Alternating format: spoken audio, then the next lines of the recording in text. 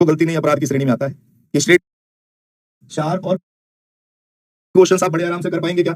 Straight line के question क्या आप आराम से कर पाएंगे? तो स्ट्रेट लाइन के क्वेश्चन आप अगर आराम से कर पाएंगे तो अगला पॉइंट 4 और 5, वर्टिकल लाइन कितनी है 5, और तिरछी रेखा कितनी है 1 2 3 4 5 और 6, तो तिरछी रेखा 6 4 10 और 5 15, स्ट्रेट लाइन कितनी है भैया 15। सर्किल के मिलने से नया सर्किल कभी बता,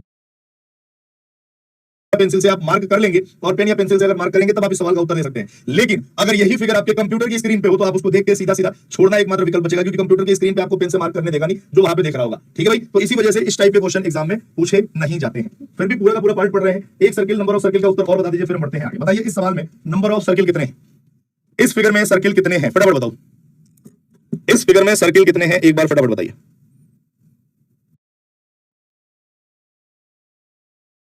आई थिंक सर्किल से अगर आ गया तो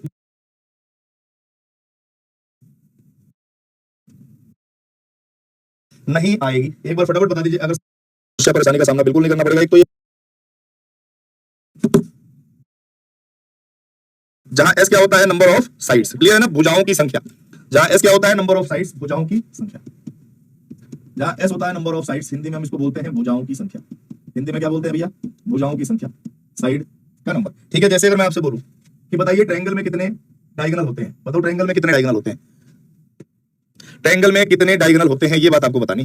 ठीक है भैया, तो ट्रायंगल में हमेशा देखो इसमें नंबर ऑफ साइड्स कितने हैं, नंबर ऑफ साइड्स कितने भैया? तो अगर डायगोनल निकालना है तो आपके पास साइड है 3, तो एस की वैल्यू 3 पुट कर दो, 3 - 3 बटे में 2, और ये वैल्यू पूरा 0 आ जाएगा। तो ओवरऑल वैल्यू कितनी आ गई? 0 आ गई। ये 3 उत्तर दे रहे हैं कि ट्रायंगल में 3 डायगोनल होते हैं। पता नहीं कहां से देख रहे हैं 3 डायगोनल, है ना। ट्रायंगल में कोई भी डायगोनल नहीं होता है।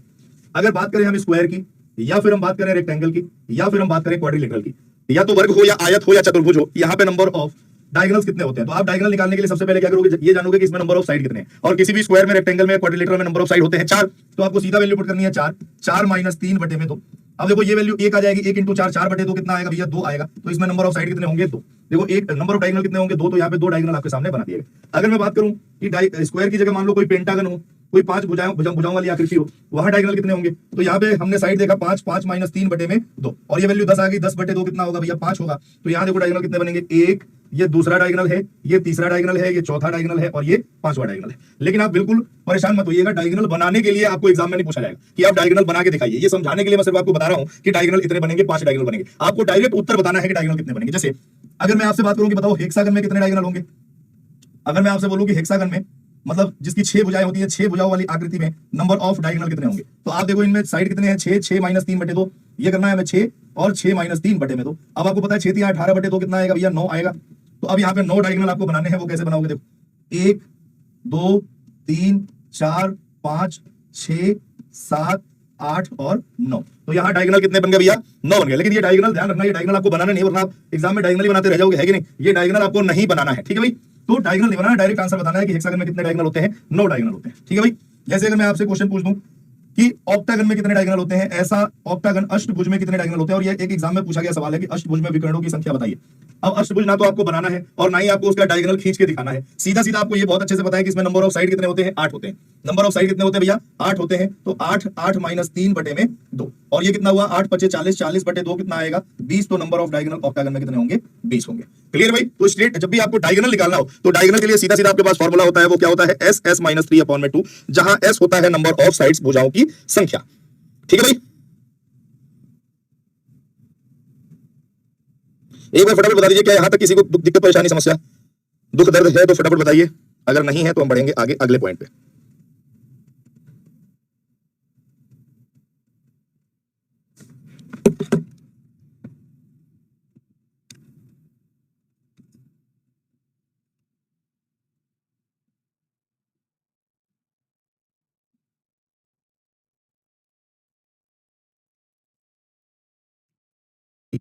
कई बार आप भूल जाते,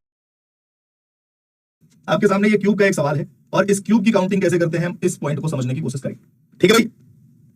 अब जरा देखो ध्यान से कि क्यूब की काउंटिंग कैसे करते हैं। क्यूब की काउंटिंग जब भी करेंगे तो आपको इस टाइप का क्यूब दिया जाएगा। इस टाइप का जब क्यूब दिया जाएगा और आपसे नंबर ऑफ क्यूब यहाँ पे पूछा जाए, बहुत सारे लोग झटके बताएंगे 1 2 3 3 ही दिखाई दे रहा है, लेकिन ये नहीं बताएंगे कि ये क्यूब खड़ा कहां है, हवा में खड़ा है क्या? ये क्यूब हवा में खड़ा हो नहीं सकता। इसके लिए क्या चाहिए? इसके लिए क्या चाहिए, एक सपोर्ट चाहिए जो इसके नीचे हो, तभी इसके ऊपर हम इस क्यूब को खड़ा कर सकते हैं। इसका मतलब कंफर्म बात है कि जो ये क्यूब है इसके नीचे एक और क्यूब होगा जिसने इसको सपोर्ट दिया होगा, तभी ये वाला क्यूब खड़ा है, वरना हवा में क्यूब खड़ा हो नहीं सकता। तो देखो 1 1 2 1 3 और इसके ये जो सेकंड फ्लोर पे इसके नीचे एक और क्यूब बैठा होगा तभी ये क्यूब खड़ा हो सकता है। तो 3 और 1 कितना हुआ 4। वैसे हम काउंटिंग कैसे करेंगे उसे बहुत ध्यान से समझिए, बड़े आराम से काउंटिंग की जा सकती है।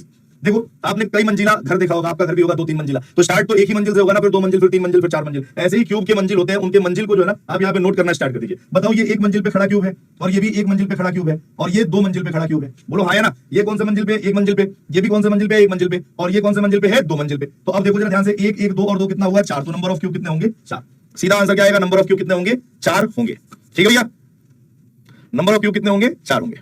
जैसे अगले फिगर में आपसे पूछा जाए नंबर ऑफ क्यूब बताओ, अगले फिगर में अगर आपसे पूछा जाए नंबर ऑफ क्यूब बताओ, तो ये कौन से मंजिल पे खड़ा है 1 मंजिल पे, ये क्यूब कौन से मंजिल पे है 1 मंजिल पे, ये क्यूब कौन से मंजिल पे है 2 मंजिल पे, और ये क्यूब कौन से मंजिल पे है 3 मंजिल पे। अब इन सबको आपस में जोड़ दो, 3 2 5 2 7 1 8 1 9 और 1 10, तो नंबर ऑफ क्यूब कितने होंगे यहाँ पे 10 होंगे। ऑप्शन नंबर ए आपके सवाल का सही आंसर है, ऑप्शन नंबर ए आपके क्वेश्चन का सही आंसर है। बताओ क्यूब की काउंटिंग कर लोगे कि नहीं कर लोगे, बड़े आराम से आप क्यूब की काउंटिंग कर सकते हैं। जो जिस मंजिल पे है उसकी नंबरिंग कर दो और नंबरिंग करने के बाद सारे नंबर को आपस में जोड़ दो, जितना जोड़ के आएगा उतने ही नंबर ऑफ क्यूब होंगे इस टाइप की फिगर में, उतने ही नंबर ऑफ क्यूब होंगे इस टाइप के फिगर में। ठीक है भैया, क्लियर है, बोलो भाई।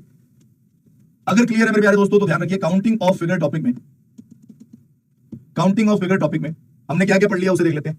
हमने ट्रायंगल्स की काउंटिंग कर ली, अभी बीच बीच में और करते हैं। हम स्ट्रेट लाइन इस तरीके से काउंट करेंगे, क्यों, तो भाई अगर आपके पास कोई दूसरा ऑप्शन है तो वो पकड़ लो आप, वरना मैं और मेरे अलावा जो भी पढ़ा रहा होगा स्ट्रेट लाइन तक वो यही बताएगा कि 3 प्रकार की लाइन होती है, हॉरिजॉन्टल, वर्टिकल और स्लैंट, इन्हीं को गिन के जोड़ देना है, इसी को हम स्ट्रेट लाइन कहते हैं। ठीक है भाई, या फिर मैं कोई एक फार्मूला बता रहा हूं कि इससे हम नंबर ऑफ ट्रायंगल निकाल सकते हो, क्यों, आपके पास कोई और अल्टरनेट ऑप्शन हो आप उसे ढूंढ लो, क्या दिक्कत आ रही है। हर एक चीज में अगर आप क्यों लगाएंगे तो जीवन आपका भी क्यों बन जाएगा कि आप क्यों ही पैदा हुए, आप क्यों ही तैयारी कर रहे हो, आप क्यों ही जिंदा हो, है ना।